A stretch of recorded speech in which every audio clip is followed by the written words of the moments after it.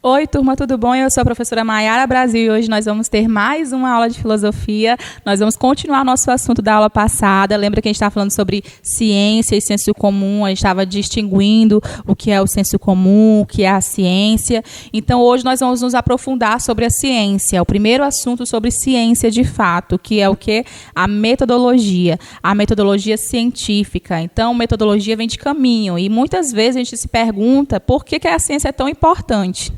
A ciência é importante porque ela vai ensinar para a gente o caminho correto de experimentar, de conhecer algo na nossa natureza. Então, o método científico ele vai ser importante porque no seu trabalho, provavelmente, quando você for fazer seu trabalho na escola, aqui na escola nós temos um projeto sobre feira de ciências, onde tem trabalho científico, a parte mais importante do seu trabalho vai ser a metodologia. Por quê? Na metodologia está falando com o que você escolheu, né, quais foram as suas dificuldades e quais os métodos que você utilizou para chegar naquele conhecimento. Por que isso é tão importante? Porque isso vai nortear outras pesquisas que querem falar do assunto parecido com o seu. E aí, se você tem um assunto parecido, eles vão ver com o que você fez para poder percorrer um caminho semelhante. Ou seja, depois do seu trabalho, outras pessoas vão se basear e vão ali encontrar um caminho mais fácil de experimentar aquele conhecimento. Ou até mesmo mudar alguns pontos e aí chegar também no conhecimento e ampliar o conhecimento para toda a sociedade científica. Então, a metodologia científica é a parte mais importante do trabalho científico, é a alma do trabalho científico. Então, vamos voltar aqui para o contexto da ciência, né? Então, a ciência é uma conquista recente. Começou ali lá no século XVII, mais ou menos, os questionamentos sobre ciência, a ideia de ciência, o que é ciência. E aí eles perceberam que a ciência ainda estava muito incluída, muito anexada na filosofia. A filosofia, até o século XVII, mais ou menos, até um pouquinho antes, era ali a mãe de todas as ciências. Ou seja, todas as ciências, como química, como física, como história, estava inserida dentro do conhecimento da filosofia. Então, todas as ciências que existem, elas nasceram dentro dos questionamentos dos filósofos. Nós não tínhamos químicos, nós tínhamos filósofos. Nós não tínhamos físicos, nós tínhamos filósofos. Então, a filosofia, para quem acha que a filosofia não é importante, a filosofia foi a mãe de todas as ciências. É a partir dela que alguns questionamentos foram sendo feitos e saindo aí várias ciências que nós conhecemos hoje. Então, a filosofia era a mãe das ciências e aconteceu ali no século XVII, entre o século XVIII, o que nós chamamos de Revolução Científica. O que foi essa Revolução Científica? Antes, muitas coisas eram baseadas no misticismo, no senso comum, que a gente já estudou o senso comum na aula passada. Se você não viu sobre o senso comum, volta lá atrás, dá uma revisada para você entender isso aqui. Então, muitas pessoas eram baseadas em misticismo, em senso comum, e agora, com a Revolução Científica, as pessoas não só afirmam o que pensam, mas provam o que pensam. Então, a ciência, uma grande característica da ciência é que ela não só fala, ela prova aquilo que está falando. Então, a Revolução Científica vai acontecer principalmente com Galileu Galilei. Aquele cara que lá atrás, lá no início da modernidade, ali entre a Idade Média e a modernidade, ele vai começar a fazer alguns questionamentos. Outras pessoas que vieram antes dele também fez os mesmos questionamentos, só que Galileu Galilei ele vai se diferenciar. Por quê? Porque ele vai afirmar que não é a Terra o centro do universo, mas que o Sol é o centro do universo. É claro que a gente sabe que o universo hoje é muito grande, mas na ideia dele, naquela época, o universo era o nosso sistema solar. Então, ele acreditava que o Sol era o centro do nosso universo, da nossa galáxia, nosso sistema solar. Então, isso foi uma revolução. Por quê? Porque até então as pessoas da época tinham a plena certeza, eles acreditavam, mesmo que não tivesse prova suficiente, só na questão do sensorial, na questão do senso comum, eles acreditavam realmente que a Terra era plana e que todos os outros astros giravam em torno da Terra. E aí Galileu Galilei ele teve esse diferencial porque ele conseguiu provar o que ele estava dizendo. Ele anotou tudo, deixou tudo anotadinho. E ele conseguiu provar que o Sol era o centro do universo na época, ou pelo menos do nosso sistema solar. E é claro que os responsáveis, o Estado, o governo dessa época e a igreja não aceitaram isso. Então, ele foi condenado à morte, mas antes de ser executado, foi proposto a ele de desmentir tudo aquilo que ele tinha afirmado em praça pública. Então, ele aceita. Ele vai à praça pública e, na praça, ele desmente tudo aquilo que ele tinha afirmado, só que ele continuou preso. Ele continuou vivo, só que preso. E, enquanto ele estava preso, ele passou o resto da vida dele na cadeia, mas escrevendo os livros dele. E aí, ele deixou de herança para os outros cientistas que vieram, de que a Terra não era o centro do universo, mas sim o Sol. E aí, a partir desse conhecimento, a partir desse estudo, as pessoas foram ampliando mais ainda o conhecimento da astronomia, da astrologia, da física, e por causa disso hoje nós sabemos realmente que Galileu ele foi um grande, apesar de ter limitado só ali no sistema solar, né, ele foi um grande pensador, que ele conseguiu provar o que ele tinha feito. Através de quê? Ele conseguiu afirmar, provar, através de método. Então, o método foi a forma que ele conseguiu provar para as pessoas que realmente o que ele estava falando era verdade. E ficou marcado, né? Porque a partir dos estudos deles, as pessoas começaram a pegar essa ideia de experimentação, essa ideia de conseguir provar através das experiências, surgiu então a revolução científica. Então, a ciência moderna nasce do objeto específico de investigação. Então, agora nós temos aí várias ciências, desmembraram da filosofia. Então, várias ciências começam a surgir. A física é uma ciência, a química é uma ciência, a história é uma ciência, a geografia é uma ciência. Então, quando elas se desmembram, elas vão... Cada pensador responsável por cada área começa a estudar quais são os objetos de estudos de cada ciência, qual é o que eles vão se delimitar, ou seja, cada estudo tem o seu próprio objetivo, o seu próprio objeto. E, com isso, também tem os seus próprios métodos. Então, se cada um tem os seus objetos, também tem os seus métodos. E esses métodos, a gente pode até trocar essa palavra método por caminho, ou seja, quais os caminhos para se chegar ao conhecimento, qual o jeito de chegar naquele objetivo. Então, tinha que ser métodos que são confiáveis e seguros. É claro que a gente está falando aqui mais sobre as ciências da natureza. Eu tenho uma aula, inclusive, no canal, sobre ciências humanas. Quais são os métodos das ciências humanas, que são diferentes da natureza. A ciência da natureza é muito exata, bem conceitual. Já a lei das ciências humanas já tem toda uma dificuldade social, uma dificuldade pessoal, que a gente vai ver aí mais na frente. Então, eles controlavam os conhecimentos através desses métodos e também demarcava os conhecimentos. A ciência se multiplicava, cada um com o seu próprio método. Então, no século XVIII também vai ter uma mudança. Por quê? No século XVIII, eles conseguem realmente colocar em prática os objetos de cada ciência. Começam a definir realmente qual o objeto de cada ciência. Então, aqui nós temos as três principais das ciências da natureza, que são as primeiras que vão ser estabelecidas, as primeiras que vão se organizar, né? As ciências humanas vêm depois. Então, a ciência da natureza ela vai se organizar primeiro. Então, essas aqui são as três principais. E aí, cada um aparece com um objeto diferente. Quais é o objeto? É o estudo daquela ciência. O que aquela ciência vai estudar.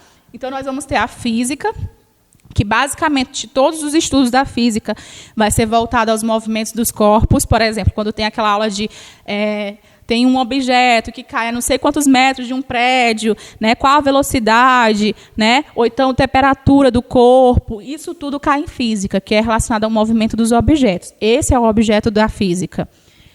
A química, a transformação, que aí a Eliane leva vocês para o laboratório, ela ensina vocês a transformar um produto químico em outro, de objetos em outro, até a cor, a luz muda. E isso é a transformação que a química faz, que a química estuda. E aí nós temos a biologia também. A biologia, ela estuda todos os seres humanos e ainda mais, estuda todos os seres vivos, né? Então, as árvores, as plantas, os fungos, os vírus, né? E o próprio ser humano. Então, no século XIX, a ciência também passa por uma revolução. A ciência vai também unir a outras, vão ser ciências híbridas. Então, no século XIX, vão surgir também as ciências híbridas. O que é híbrido? Metade uma coisa, metade outra. Então, algumas ciências vão surgindo. Por exemplo, a bioquímica, que pega um pouquinho dos objetos da biologia e pega um pouquinho dos objetos da química e forma a bioquímica. Assim também a biofísica, a mecatrônica. Então, a comunidade científica, vocês escutaram na aula passada que eu falei um pouquinho sobre a comunidade científica. Então, depois que estabeleceu objetos para as principais ciências, as primeiras ciências, na verdade, depois que começaram a elaborar métodos para cada ciência, começou a se questionar quem ia avaliar se esses conhecimentos que estavam surgindo estava certo ou se estava errado, se estava de acordo com o conhecimento já obtido, verificado. Então, essas pessoas que iam ser responsáveis por examinar os resultados, que iam analisar de forma crítica os resultados, iam ser a comunidade científica. E aí, quando a gente fala aqui, examinar com criticidade, lembra lá que crítico é um assunto que nós vimos no primeiro dia de filosofia. Ser crítico não é você falar mal de alguma coisa. Ser crítico é você olhar cada detalhe de forma muito atenta e dar um veredito, mas sempre voltado para a racionalidade, sempre voltado ali para os detalhes que você observou. Então, lembra lá das primeiras aulas. Então, a comunidade científica era aqueles que eram responsáveis por examinar de forma crítica os resultados. E aí eles vão ser reconhecidos como possuir os conhecimentos determinados. Ou seja, nada melhor do que você falar com um médico, né, um infectologista, sobre vírus. Eles são os melhores. Como professora de história, eu posso até falar o que eu sei sobre os vírus, mas melhor é um profissional dessa área, que passou a vida todinha estudando sobre isso, né? Então, melhor escutar uma pessoa que tem experiência nessa área, que estudou nessa área. Agora, se você quer saber de história, você tem que me procurar, porque eu passei a vida toda estudando sobre isso. Então, eu tenho um conhecimento razoável sobre isso. Eu vou poder saber examinar de forma crítica aquilo que você fala, aquilo que você quer saber. Então, cada área, é necessário a gente escutar cada área, né? Não adianta eu querer falar de uma coisa que eu não tenho conhecimento, alguma coisa que os meus pais me ensinaram, a comunidade me ensinou, mas não tem um estudo científico. O melhor é você procurar essas pessoas que passaram a vida estudando sobre isso de forma científica, de forma profissional. São profissionais. Os especialistas não são pessoas que não têm o que fazer. Os especialistas são pessoas que estudaram a vida toda para poder dar uma opinião não emocional, uma opinião racional, uma opinião que vai te levar para o caminho certo. Então, aqui nós temos algumas diferenças que vai aparecer durante a filosofia. Por exemplo, a diferença de pensador e de especialista. Quando a gente tinha ali os gregos antigos, para poder falar uma frasezinha, publicar um pensamento, divulgar um pensamento, eles estudavam tudo. Eles estudavam português, matemática, filosofia que era a mãe de todas as ciências, então tinha história dentro da filosofia, tinha química dentro da filosofia. Depois que eles estudavam tudo isso, eles se aprofundavam no conhecimento, eles faziam uma tese, eles elaboravam uma tese.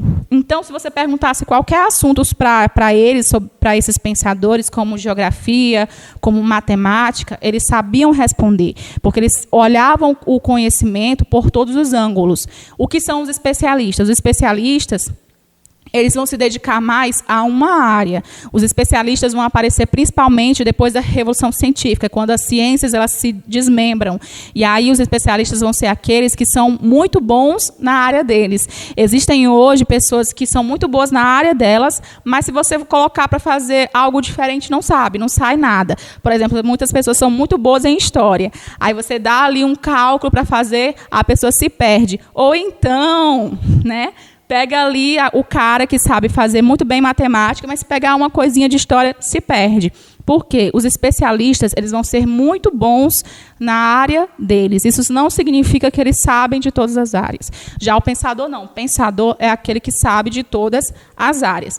Hoje, os maiores pensadores do Brasil, eles são filósofos, inclusive são filósofos, por exemplo, o Clóvis de Barros Filho, o Leandro Carnal, o Cortella, são pessoas que eles são pensadores. Por quê? Porque eles sabem de todas as áreas e dão uma tese.